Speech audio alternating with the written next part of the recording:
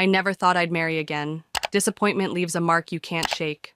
My first marriage was a slow bleed, a lesson in how love can turn sour when it's built on sand. By the time I walked away at 32, I was done. I told myself I'd thrive on my own, just me and my goals. Career first, no complications. I'd sip coffee in my quiet apartment, chase promotions, and let life unfold on my terms. That was the plan, and it felt solid, like armor I'd forged from the wreckage. But fate's a tricky thing. It doesn't care about your plans. It brought me Mark, a man so unlike my past, he might as well have been from another world. He didn't just teach me love, he made me believe it was real, something worth risking, again. I'm 40 now, and looking back, I see it clear as day. Leaving that first life behind was the best choice I ever made. No regrets about the divorce, none about moving forward with Mark. He's not just a husband, he's proof that happiness doesn't give up on you, even when you've given up on it. My ex? He's a shadow I barely recall, a smug face fading in the rear view. But Mark? He's the present, the future, the steady hand that pulls me toward something better. I used to think love was a trap, a luxury I couldn't afford. Turns out, I was wrong. And tonight, as I sit here waiting for another chapter with Mark to unfold, I can't help but wonder, what twist of fate is coming next? Stick around, because this story's just getting started. 6 years with Mark, and I still catch myself smiling at how good it feels. I'm 40, he's 45, and we've built a life that's ours, no kids, no chaos, just us. Some might call it empty, but to me, it's full of quiet moments that mean everything. Kids were never in the cards, and that's fine. We've crafted something just as rich. Time together, no distractions. Mark's the kind of man who keeps his word, and I don't say that lightly. Every month, without fail, he plans a date night. Doesn't matter if work's a mess or the world's falling apart, he shows up. Sometimes it's a quiet dinner at home, a bottle of red and candles flickering on the table, his deep laugh filling the room. Other times, he whisks me off to the coast, waves crashing under starlight, my favorite place to breathe. It's not grand gestures, it's the steadiness, the way he makes me feel like I matter. My first marriage? That was a drought. Years of being invisible, a prop for someone else's ego. With Mark, I feel seen, like I'm not just along for the ride, but driving it too. Tonight's one of those nights, our little anniversary ritual. He's got something planned, and I can feel the buzz in my chest already. 6 years in, and he still surprises me, not with flash, but with heart. I think back to that woman I was, swearing off love, building walls. If she could see me now, she'd laugh, or maybe she'd cry, relieved. Mark's not perfect, but he's mine, and I'm his, and that's more than I ever thought I'd get. My ex couldn't hold a candle to this, not then, not ever. And as I slip into my dress for tonight, I know one thing for sure. I'm exactly where I'm meant to be. Mark's outdone himself this time. I can feel it. He reserved a table by San Francisco Bay, some upscale spot with a view I've been buzzing about all week. You'll love it, he said, that gentle grin of his lighting up his face. And I believed him. It's not just the place. It's knowing Mark will make it magic, like he always does. I've been counting down the hours, picturing the ocean stretching out under the night sky, lights dancing on the water. He knows I'm a sucker for the sea, and he plays that card every chance he gets. As we pull up, the restaurant gleams ahead, perched on a cliff like it's floating. Inside, it's everything I'd hoped. Glass walls hugging the ocean, soft lights glowing gold across the room, piano chords weaving through the air. The tables are draped in crisp white, candles flickering like little stars. It's perfect, I think, sinking into my chair across from Mark. He pours me a glass of wine, his eyes catching mine with that familiar warmth. Like it? He asks, voice low and steady. Love it, I say, and I mean it. Every second of this, of us. The menu's a blur. I'm too caught up in the moment, the way the bay sparkles beyond the glass. It's our 6th anniversary, and I can't imagine celebrating anywhere else. Mark's got that look, like he's proud to be here with me, and it hits me how far I've come. This isn't just dinner, it's a promise kept, another thread in the life we've woven. I lean back, letting the piano's melody wash over me, the night stretching out like a dream. Whatever's coming, I'm ready, because with Mark, it's always special. Little do I know, fate's about to throw a curveball my way. I'm lost in the ocean's shimmer, the dark water glinting beyond the glass, when a voice slices through the calm. Still hooked on the sea, huh? Too bad it won't fix your reality. My whole body locks up. A cold I haven't felt in years slinks down my spine. I know that voice, that smug drawl. Slowly, I turn, and there he is. Greg, my ex-husband, standing behind me like a ghost I thought I'd buried. He slides into Mark's empty seat, smirking like it's his right. Same cocky grin, pricey suit hugging his frame, but age has dulled his edge. Lines crease his face, his narrow eyes sharp with condescension.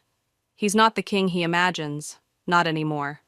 A wave of disgust rolls through me, but I force my voice steady. It's been a long time, Greg. He scoffs, leaning back like he owns the place. Never thought I'd catch you in a joint like this. What, did you scrimp for months for a fancy night out? His laugh grates, loud and hollow, drawing a few glances. I cross my arms, meeting his gaze with a small, knowing smile. You're wrong. I'm here because my husband wanted to, not because I scraped by. He snorts, shaking his head. Husband, huh? Bet he's some average schmuck. Don't tell me you fell for another broke nobody, Wendy. My chest tightens, not from hurt, but from the sheer gall of him, still acting like I'm beneath him after all these years. I stay silent, letting him dig his hole. Emboldened, he leans forward, arms crossed, voice dripping venom. What's the deal? Still in cheap threads like before? Or maybe your new guy's just scraping by, dragging you here for a one-off splurge? The slow burn of anger flickers inside me. I don't regret leaving this creep, not for a second, but his nerve treating me like a joke stings the air. I glance toward the restroom, willing Mark to hurry back. Greg chuckles, eyes gleaming. Or maybe, he drawls, you haven't told him about me. Greg Larson, the successful man you let slip away. I laugh, sharp and cold. Successful? Really? His jaw clenches, but before he can spit back, I see Mark's shadow approaching. This isn't over, not by a long shot. Greg's words hang in the air, thick with mockery, and I feel the old anger flare, quiet but sharp, like a blade I've kept sheathed for years. Successful? Really, I'd said, my laugh cutting through his smugness, and now he's glaring, jaw tight, ready to strike back. You always were a dreamer, Wendy, he sneers, leaning closer across the table. Your husband? Some broke loser, right? You're still the same, cheap taste, cheap life, clinging to scraps. His voice rises, a taunt meant to wound, but it doesn't. Not anymore. I've outgrown his shadow, and he's too blind to see it. I sit straighter, my reply cool and measured. I'm here because my husband chose this, not because I'm clinging to anything. Greg snorts, rolling his eyes like I've told a bad joke. Oh, please, another nobody then. Bet he's just some desk jockey hauling you here to pretend you're somebody. Before I can answer, a deep voice cuts through the haze. Excuse me, that's my seat. I look up and there's Mark, standing behind Greg, his frame steady and calm, eyes locked on my ex with a quiet intensity. Relief washes over me, but I catch the flicker in his gaze. He's assessing, not just reacting. Greg twists in the chair, sizing Mark up with a lazy smirk. Oh, so this is him? Nice guy maybe, but not loaded, huh? Just some office drone cashing out for a big night? He chuckles, leaning back like he's won something. Mark doesn't flinch. He pulls out the chair beside me and sits, his movements deliberate, wine glass in hand. I don't think I need to prove anything to you, he says, voice smooth but edged, taking a slow sip. The air shifts. Greg's bravado stumbles, but he doubles down, crossing his arms.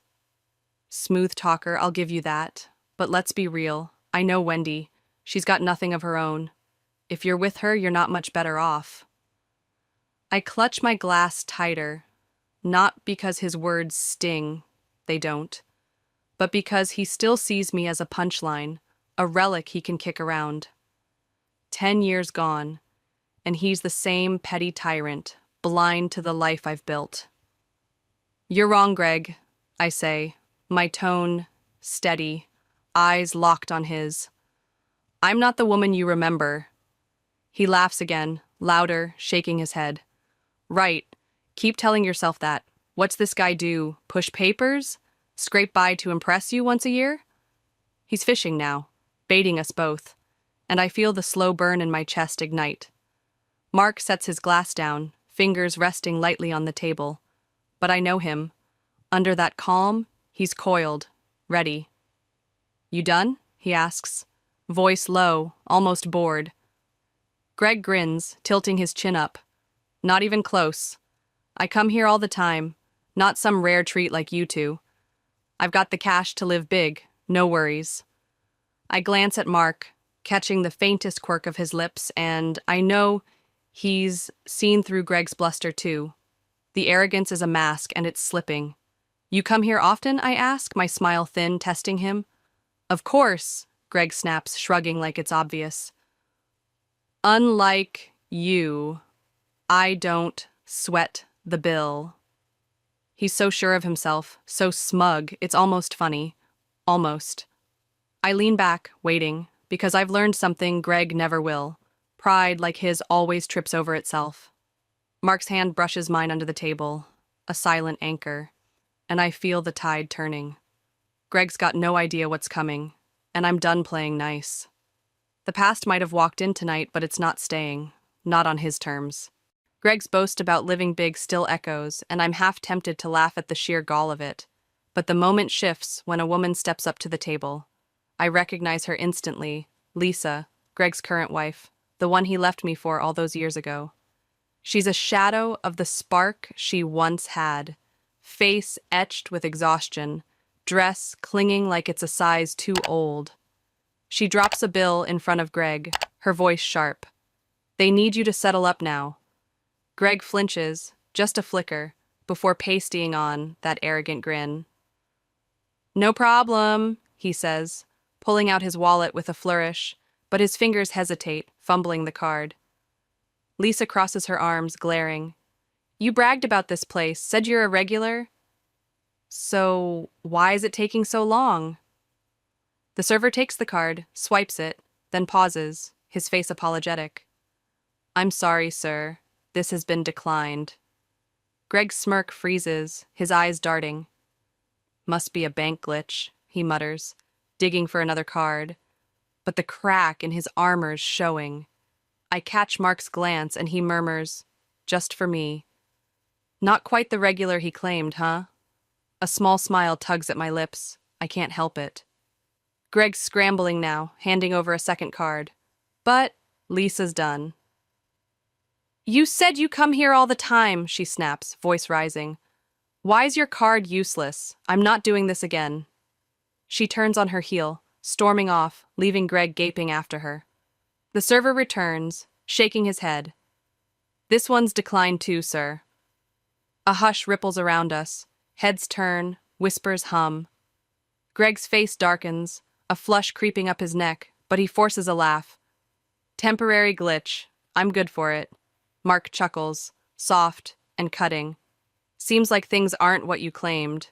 I lean back, sipping my wine, and add, guess tonight's a fluke then, not so regular after all. Greg's jaw tightens, his hands clenching on the table, but he rallies, puffing up like a cornered animal. Money hiccups don't faze me, he says, voice loud enough to draw more eyes. I'm a senior manager at Carter Enterprises. My salary covers nights like this easy. He shoots me a triumphant look, as if that title's a lifeline. Some people luck into a better gig by marrying up, Wendy. But you? This is your ceiling. He's grasping, and it's pathetic. I don't bite. Not yet. Just watch him flail. Mark sets his glass down, his calm, unshaken. Funny you mention Carter Enterprises, he says, voice smooth, almost amused. Greg shrugs, oblivious. Yeah, big firm. I'm not some lowlife scraping by. I run things there. He's so proud, so sure. It's like watching a house of cards teeter. I swirl my wine, letting the moment stretch, because I know what's coming.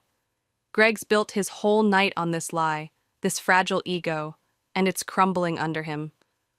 Lise is gone, his cards are dead, and the room's watching his throne collapse. You run things, huh? I say, my tone light but pointed. That's news to me. He smirks, leaning back. Believe it, Wendy. I'm a big deal. Always have been. Mark's hand rests on the table, fingers tapping once, and I feel the shift. He's ready to end this. Greg's dug his grave, and he doesn't even see the shovel. I take a slow breath, savoring the irony, because the man who once called me nothing is about to learn just how wrong he's been. The bill's still sitting there, unpaid, and his crown's slipping fast. Greg's crumbling fast, his unpaid bill glaring up from the table, but he's still clinging to that senior manager title like it's a shield. I run things, he'd bragged, and I'd let it hang there, a thread begging to be pulled. Now, with Lisa gone and the room's eyes on him, he's got no clue the ground's about to vanish beneath him. I set my wine glass down, the faint clink cutting through his bluster, and meet his gaze. You run things at Carter Enterprises? I ask, my voice calm but laced with something sharp. He nods, smirking like he's back in control. Yeah, Wendy. Big firm, big role. I'm not some nobody. Mark's fingers tap the table once more, a signal I know well, and he reaches into his jacket. With a casual flick, he slides a sleek black card across to the server, its metallic sheen catching the light. The waiter straightens, bowing slightly. Thank you, Mr. Bennett, he says, voice reverent, and whisks it away. Greg's smirk falters, his eyes darting to the card, then back to Mark. Bennett? He stammers, confusion cracking his bravado. No way. I lean forward, savoring the moment I've waited for without even knowing it. That's right, Greg, I say, my tone steady and clear. My husband's Mark Bennett, chairman of Carter Enterprises, and me, I'm the vice president. The words land like a thunderclap, and Greg's face drains of color, mouth twitching as if he's choking on his own arrogance. The waiter returns, receipt in hand, bowing again. An honor to serve you, Mr. Bennett.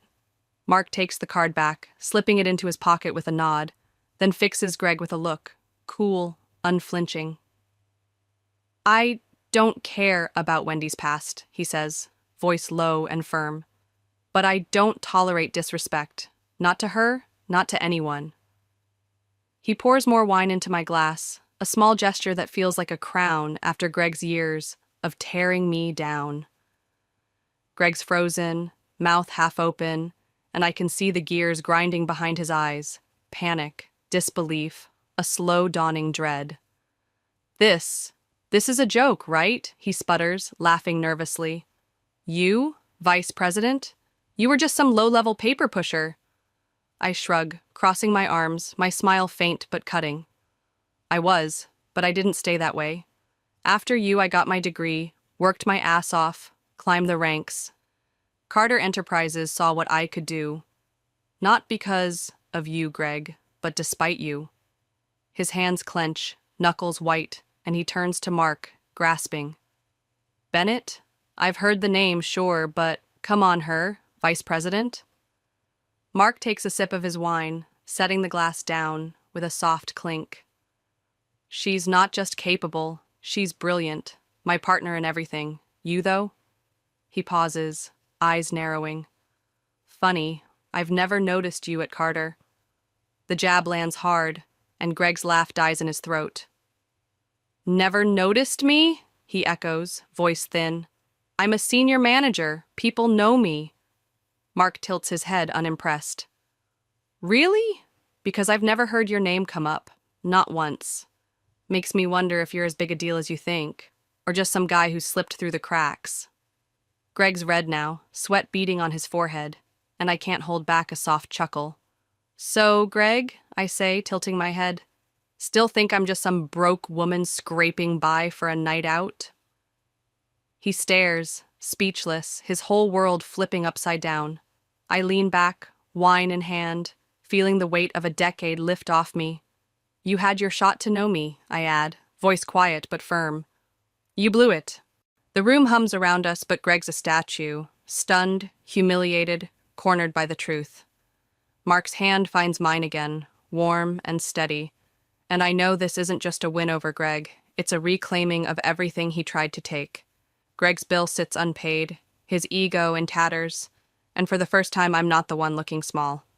Shall we go, love? Mark asks, his gaze soft on me. I nod, rising with him, leaving Greg to stew in the wreckage of his own making. The past tried to crash my night. It failed. The restaurant's golden glow fades behind us as Mark and I step into the cool night, but the victory's still warm in my chest. I thought that was the end of Greg. His silence as we left said plenty, but I underestimated his desperation. The next morning, I'm barely through my office door when my phone buzzes, an unknown number flashing. Something twists in my gut. I know it's him before I even answer. Hello? I say, keeping my tone flat. Wendy, Greg's voice crackles through, hesitant but pushing for confidence. I think we should talk about my job. I sigh, leaning against my desk, already tired of him. What do you want, Greg? He clears his throat, forcing a casual air. Last night. Bit of a misunderstanding, right? I didn't mean to disrespect you or your husband, just caught off guard. No one could have guessed you'd be vice president, you know? His backhanded jab stings, but I let it slide, gripping the phone tighter. Why should I care? I ask, cutting through his flimsy excuse. He stumbles, then rushes on. Look, I heard about the termination talk. There's gotta be another way. You can talk to Mark, convince him to let me stay. I let out a cold laugh, shaking my head even though he can't see it. And why would I do that? Silence stretches, then his tone sours, bitterness seeping in. Because you were my wife once, Wendy. You owe me that much. The nerve of him lights a slow fire in me, and I straighten, voice dropping low. Owe you? You really think I owe you anything? He doubles down, desperate now. Yeah, without me, you'd still be some nobody clerk with no future. I gave you a push. I laugh again, sharper this time, the anger steadying me. Is that what you tell yourself? Let me set it straight, Greg. I'm here because I fought for it, because I refused to let you or anyone define me. You didn't push me, you held me back. He's quiet, caught off guard, and I press on, each word a blade. You're not losing your job because of last night. It's your attitude, how you treat people, the crap you've pulled at Carter. This was coming and you've got no one to blame but yourself. His breath hitches, panic breaking through. No, Wendy, please, I know I messed up, but that's just how I talk. You get me, right? I was exaggerating. I shake my head, done with his excuses. No, Greg, you didn't exaggerate. You showed who you are. You disrespected me, the team, everyone, and now you're paying for it. He's panting now, grasping at straws. Mark's there, isn't he? Let me talk to him. I can explain.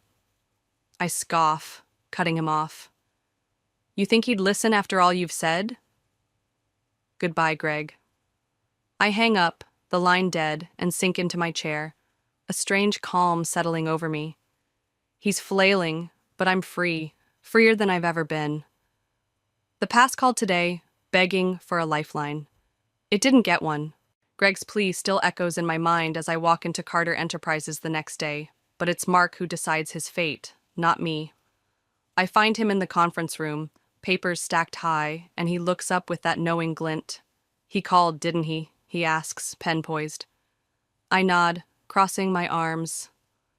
Begged me to save him, thought I'd cave. Mark exhales, leaning back. Figured he would.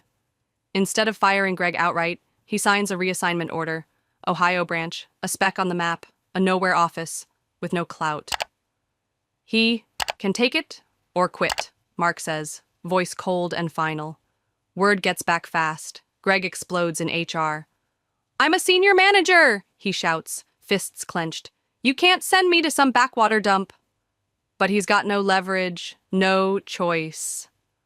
A week later, he's gone, shipped off with Lisa trailing behind, her face grim. Ohio's a slow bleed for Greg. The branch is a cramped box, 2 desks, 1 grunt subordinate, endless paperwork about local grain shipments. No teams to boss around, no power to flex, just dull reports and petty client calls. I hear through the grapevine that Lisa lasts 4 months. "You said we'd have a better life," she yells, suitcase in hand, before boarding a one-way flight back to the city. "You're a fraud." Greg's alone now, stuck in a nowhere town, his smug grin replaced by a tight-lipped scowl. He clings to the job, thinking it's a stepping stone back, but Carter's forgotten him. Headquarters doesn't care about his memos or his calls. After a year, he cracks, resignation scribbled on a crumpled sheet. "I'll land on my feet," he tells himself, banking on his experience. He's wrong. The real world doesn't bow to Greg's delusions. No firm bites. His reassignment reeks of failure, a red flag no one touches. Savings dry up fast, and he's forced into a dingy suburban apartment, paint peeling, neighbors loud.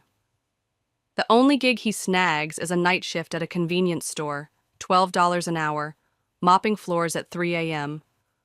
I picture him there, sweeping under flickering lights, no one glancing twice at the guy in the faded polo.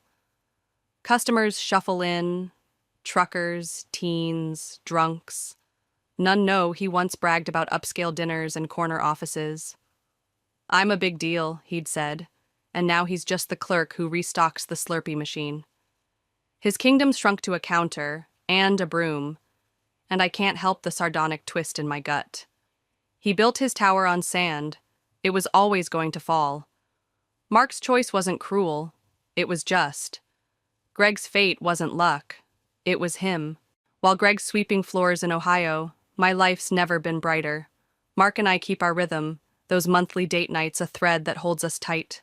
Some evenings we're at a cozy spot downtown, sharing a plate of pasta, his laugh warming the air.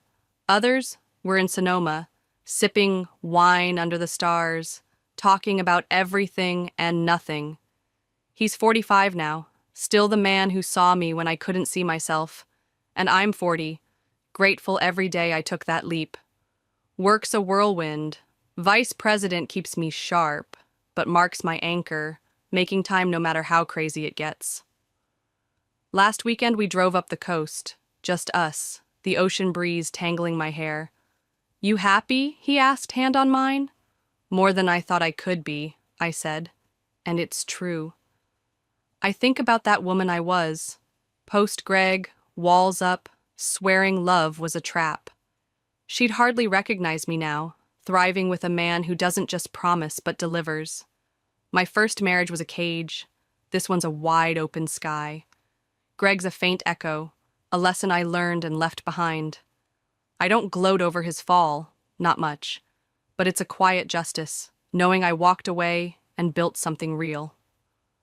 Mark's not just successful, he's kind, protective, the kind of partner Greg could never fathom.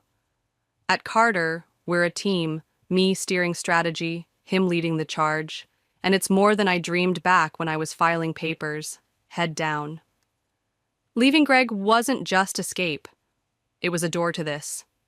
Tonight, we're home. A bottle of red open, candles flickering. Mark's telling me about some Ohio report. Ironic, I know. And I smile, letting the warmth settle.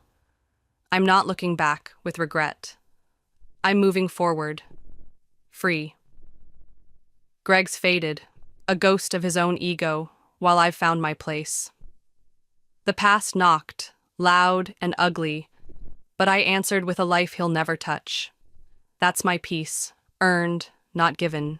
Wendy's story isn't just about love or revenge. It's proof your worth isn't tied to where you've been, but how hard you fight to rise. She walked away from Greg's cage, rebuilt herself, and found Mark, a partner who lifted her higher. Greg? His pride was a house of cards, loud boasts, empty pockets, and when it fell, he landed where he belonged. Nowhere. Arrogance doesn't bend, it breaks, and Greg's sweeping floors at 3 a.m. because he never saw the cracks. Wendy stands for grit, for clawing out of the dark and claiming what's yours. She didn't luck into happiness, she earned it, step by step, while Greg sank under the weight of his own ego. But here's the question. Did Greg deserve this? Or could he have turned it around if he'd swallowed that pride sooner? Could a man like him change? Or was Ohio his inevitable end? I've got my take. His fate was written in every sneer, but what do you think? Drop your thoughts below. I want to hear them. Life's full of Wendy's and Gregs, people who rise, people who fall, and their stories teach us something raw. So, hit that follow button for more tales like this. Love, loss, justice, all the messy bits that make us human. Next time, who knows what twist will unravel? Stick around.